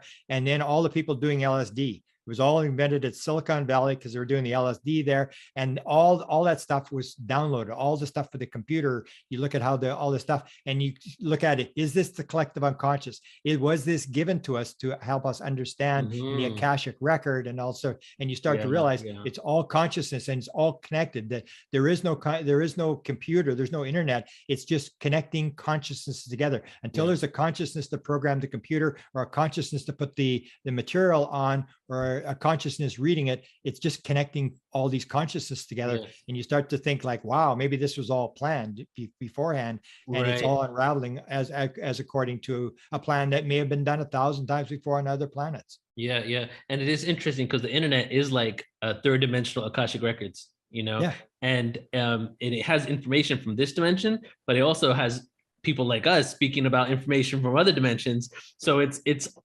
basically us creating something in our image, our own version of the Akashic records, in order to disseminate information to the collective. Yeah. And the only thing we need now on top of that is what you get with I want to do a panel on people who've had not near-death experiences, but the life review. Because in the life review, they show one of these things, almost like the flying saucer, when people flying the flying saucer. I said, the reason that story is important, because if you're going to make up a story about being on a craft, that's not something you're going to stick in the story. I flew the flying saucer. Nobody's going to believe that. That's like the limit case for credulity. If you can believe that, you can believe anything. I mean, what can't you believe? And the same thing happens with the life review, that the people all describe, not only do they see their life in every single detail, they see it from a third perspective of the person that they influence, and how that influenced their family, and how that influenced the kids, and the ripple effect all the way through. And when you see the Akashic record where it's all linked to that sort of stuff, you go like, wow. I mean, you just unbelievable complex. How does that all be put together? It's just unbelievable. That's so beautiful. Yeah. So let's maybe shut her down, and I need some poems here. Oh yeah, I forgot all about that. Give me a little bit of background on how you started this, because it's called slam poetry, right? Yeah. So basically, spoken word slam poetry used to be performance-based competition poetry. That's what it used to be, competing with people in the spoken word phrase. But now, as time has progressed, slam poetry is now developed into the form of actually presenting it, which is like, it's kind of like hip hop meets poetry. Wow. And then ins and outs, and slam literally meaning that there's certain parts that slam and really resonate with you. So the way it started was 2000, 2001. I was writing poetry when I was 16 in 1998, but it was just like super just poems, like Where the Dead and the Dying Lay, like about World War II, things like that, right? And then when I went to college at 18 in 2000 at Cal State Fullerton, I started researching the root of all religion. And I started writing kind of sci-fi-like spoken word pieces, planets, black holes, ETs. Wasn't aware of any of this stuff yet. And about a year later, I started getting introduced to Nassim Haramein, Jordan Maxwell, William Henry, Jim Self. And then I started like really diving deep into spirituality and the Sumerian scriptures and the root of it all. Some of my first spoken word pieces were on the Anunnaki and Nibiru and the Sumerian tablets. And then I was getting deep into extraterrestrial awareness, consciousness, soon to get into UFO disclosure. So it can continue to progress.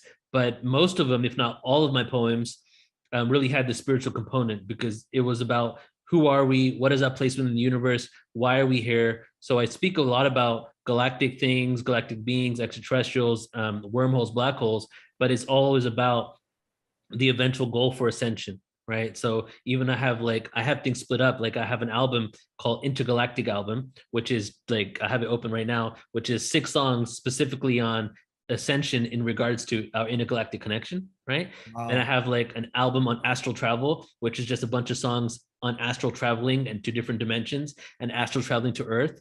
I have one on planet Earth, which is literally just songs about incarnating on Earth, the cycles of time, having these different experiences, and why we're here on this planet in the first place. So since then, from then until now, I've created probably over 2,000 spoken word pieces.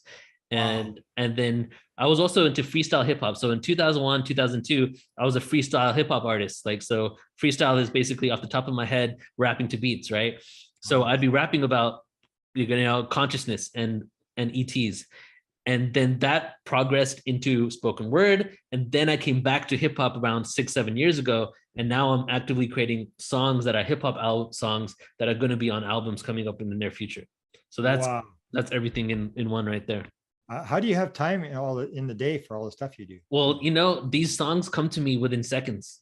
It takes me a minute sometimes to write these songs. My number one song that you've heard many times, and you filmed me on stage at the PortalToAscension conference. Remember that? Yeah. That one was the first spoken word piece I ever performed in 2008. And I actually wrote it on a plane going to England, and it took me about 3 minutes to write the whole thing. And it's an epic ballad.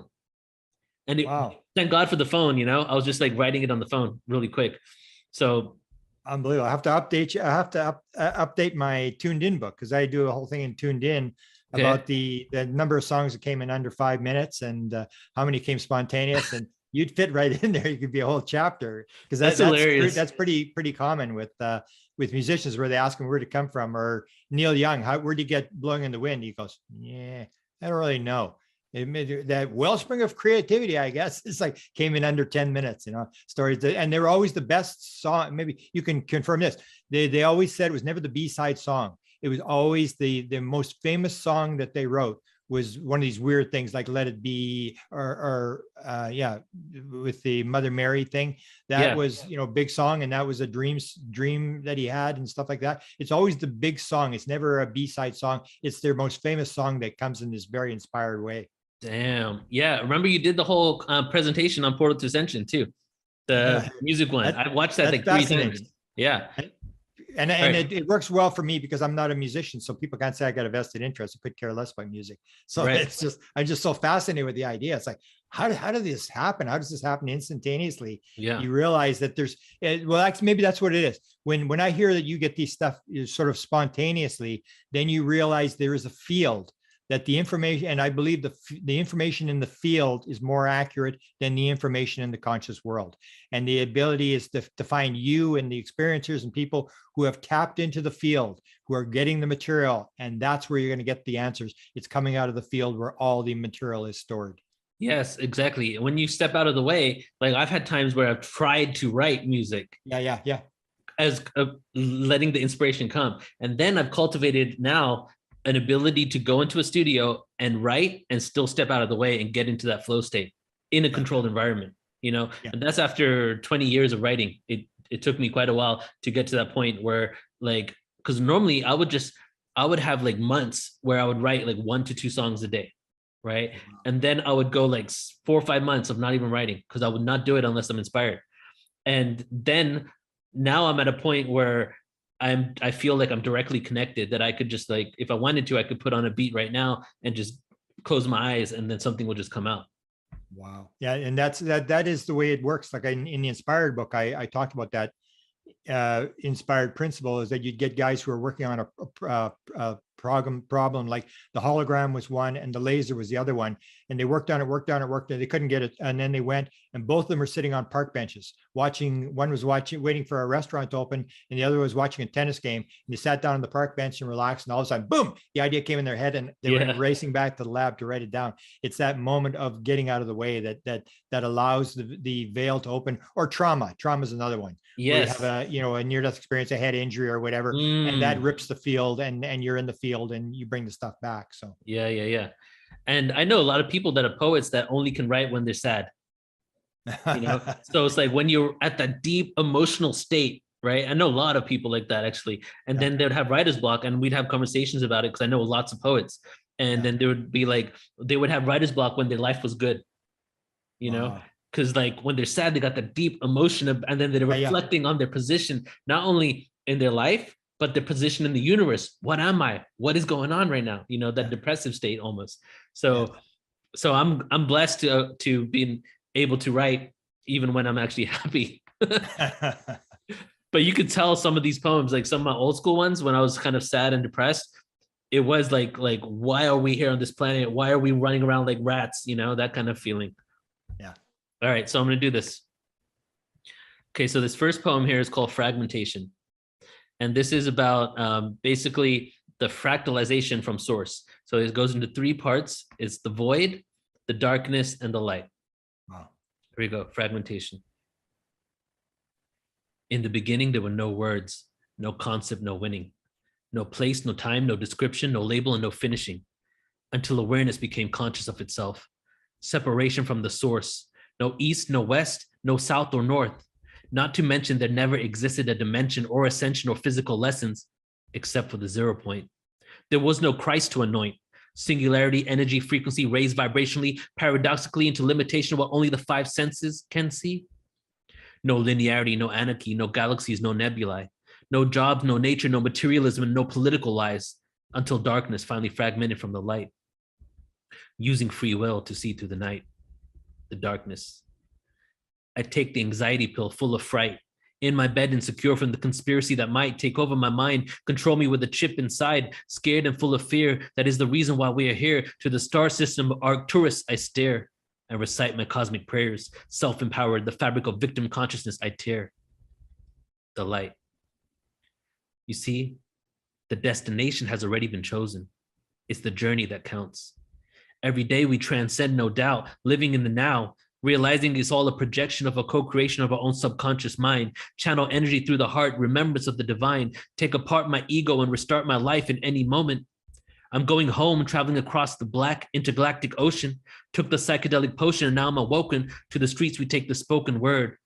Fly high, levitate the God inside. I'm free like a bird, cosmic oneness integrating in my being, a full spectrum being, in alignment with the purity confined in, ranges of frequencies inhibit what we are seeing. I shift what I choose to believe in, fuel my light body for the ether I'm fiending. Wow. Fragmentation. That is so profound. Unbelievable. All right. Go ahead. Go ahead. No, I just there's something about when you do poetry, it's just like, oh, wow. It's just like, just mesmerized by, and the message is there, and it's got to be coming from source. I mean, it's just wonderful stuff. Thank you, brother. All right, so I'll do like a few more here. Yep. 3 more. Okay. So this one's called Time Has Slowed Down. Time slowing down. Time has slowed down, or is that perception of the now, creating ripples, overcoming obstacles, abundance flows, the end is close, which only means there's a new beginning, spinning like a black hole's event horizon as my chakra points awaken and widen, a solar flare that inspires all men and women to inhale the ether into each of their pores inside of the physical, cells that rely on oxygen and a natural amount of rest. I will forever rhyme until I take my last breath. I said time has slowed down, or is that perception of how we exist in a matrix of disavowed humans searching for the next cash cow? I'm the sacred cow, worshipped at the top of the mount, spinning around, milk and honey to those who hear the sound as your chakra points awaken and your soul is found. Sun gaze to receive praise from this maze we find ourselves in, to the collective cellular membrane ancestry passed down to your kin, DNA strands that unwind and bend and dissipate upon death. I will forever rhyme until I take my last breath. That's beautiful. Okay, this one's called The Source. The tunnel shines bright light of frequencies, quantum realities that I step into by breathing the ether, starbursts from the galactic center, disperse newly recycled matter to the ends of the galaxy, where resides all of humanity. Looked at from a distance, this infinity symbolizes consistency, everlasting mentality, consciousness gravitationally inclined. We see so many stars in front of our eyes, gives the black hole its disguise, pulls us closer to the origin, slowly because we just begun the cycle once again. It's time to begin this cycle once again. The tunnel shines bright light of spirituality, descended from interdimensional energy. Love is the only thing we hold as reality, but egotistically drawn to fight struggles, find a balance and juggle my higher and lower selves, destruction, corruption. Through sin, we observe the infinite end of a universe within. Love for myself has allowed me to befriend all in existence. We all came from the stars, Aryan bloodlines from Mars. We do not have to travel far to find the balance within, so we may love ourselves and all other creatures and humans. Wow. And this one's a good one to end it on because it's called Rejoin the Galactic Federation. All right. And then there was one. Life untangled, rhymers undone. Life source drained, vanity explained, following those with fame, always fight and complain, answer remains the same, control with borders and tamed, locked up and enslaved, riding the quantum wave through awareness, we are saved. Ascend and fade away or live for today and don't play games or get erased from this place, one face, unity of race, consciousness explained, end of human reigns, galactic alliance remains our true cosmic place amongst the stars in space, aware now in case reincarnation takes my next life away. So ascend and pray, not for monetary gains, but an escape from superficial ways. Life is just a phase that will one day be replaced by pure energy and an entirely new intergalactic race. Wow. You are a symbol of creativity and inspiration. Wow. Thanks, brother. I wish I had known all this before I did the book Inspired, because I would have put it in there and tuned in, because those were the books that's what I was doing in those books, is exactly what I see with you. Is this just, you go like, wow, how is this happening? Almost like the technology, whatever, is something going on there that's not normal. And if you can figure out what it is, it's going to be very helpful for mankind. So I appreciate you doing that. And for me, because it's, I'm a big fan of your poetry, and I can't say enough about it. So we'll thank you. Promote it out there. So again, let's, and I'm supposed to be speaking at one of the conferences. Which one is that? So PortalToAscension conference, April 15, 16, 17. It's the 3-day annual one. Yeah. And I know you're not traveling, but in 2023, we're doing a live conference. So just throwing it out there, if you're going to travel in 2023. Well, we'll see. We still have the trouble with the Homeland Security guys that yeah, I know, right? Are playing their game of stay out of our country. But anyway, we'll see what happens. But these are the big conferences. So let's end with that. Is these are the ones that go for days, and I don't know how you sit there for that many sessions, but it goes on day after day after day. And these are all the ones that are online are basically a donation site. And so go through a little bit about that and who might be at that one coming up. Yeah. All right, I'll pull it up really quick here. All right, so the PortalToAscension conference we did in 2018, 2019 live, and Grant was at both of them in Irvine. And then since then, we've done it online. The first one that we did during the world situation was 5 days, which was intense. And that actually, after doing 5 days, I realized I don't want to do another 5-day conference because I was drained. You know, the adrenaline that you need in order to be present for 5 days. Yeah. Imagine the crash from that on the 6th day. That's what I experienced, you know? Yeah, that's right. I couldn't figure how you do that. So now it's 3 days. It was 4 days and now it's 3 days. And this is April 15th to 17th. And we have 33 presenters. We have 7 MCs. It's 3 days. And I'll just mention a few people who will be there. Sheila Seppi, who I work with quite often, walk-ins and hybrids. Deborah Giusti is doing the Ascension panel. Of course, Grant Cameron's going to be there. Carolyn Corey, Shreya Dharma. We have Dr. Charnel. This is the full range awareness event. Consciousness, nutrition, vibrational therapy, extraterrestrials, UFOs, like it's just Portal to Ascension. Why do I call myself the platform Portal to Ascension? Because all things are within it. If we're ascending right now, every single thing is a part of this. So it's a really fully encompassing event. We have Mary Rodwell's going to be there. Robert Schwartz, who is a researcher on near-death experiencers. We have Valerie Tingini, who's a new presenter who talks about Kundalini. We have sound healers such as Vox Angeles, Stephanie Redfeather, Geraldine Orozco, Phil Gruber, Elizabeth April, who's become pretty well known the last few years. She's going to be there.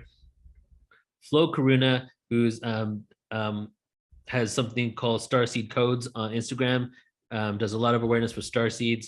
We have a few different sound practitioners. Shima Moore is going to be doing astrology. Sandra Walter will be there. And also another individual named Paul Moreland, who goes by Blue Pill on Instagram, that's also new to the circuit of speaking.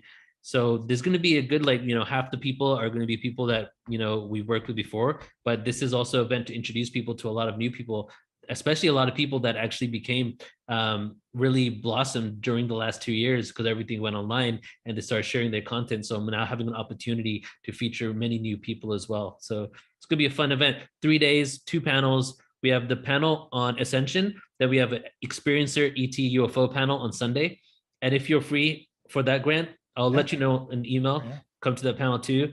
Sure. And then it's going to be 10 to 11 hours a day, just nonstop back-to-back awareness. And the whole intention for the event is to infuse this timeline with consciousness, so it's going to be exciting. Wow. Everybody gets unlimited replay access. You can sign up on our website to go to the Zoom room or youtube.com/PortalToAscension to watch it on YouTube. Wow. You just amaze me. I guess one more last question is, with the COVID thing and everybody going to Zoom, has that actually worked to your benefit? Yes. So, because you were the only guy really doing this, and then suddenly everybody was forced to go and do this. The right questions to ask, because all right, so I'd been on Zoom for 5 years and I'd already created an online university. So when everything happened, my attendance went up 3 to 5 times per event.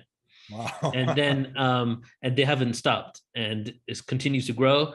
And then also a lot of organizations that did their conferences live, like the International Near Death Conference, Ancient History Conferences, they all had to go online. But instead of doing it online themselves, they came to me and I started doing their events. For example, MUFON, I've been doing all the MUFON Orange County events for the last year and a half online. Wow. So like, I think you might've spoke at one of them in the last year and a half. Yeah. Orange County, I did. Yeah. So that was on PortalToAscension. I think we connected there. And so like, I've been able to help a lot of organizations that would have gone out of business or would have just not done their event for 2 years by moving it to PortalToAscension and producing it for them. So that's also assisted with my overall business plan and creating a lot of collaborations too. Yeah. And you already had the base, you had the numbers and stuff and the contacts and stuff. So yep. Beautiful. Thank you, Neil. I appreciate very much. And anytime you need me to chip in with a presentation on stuff, because I have a whole series of books coming out here, and willing to help you. And appreciate what you've done for me and what you've done for the community and for the world. Thank you very much. Thank you so much. Okay. We'll be in touch. All right, brother. Okay.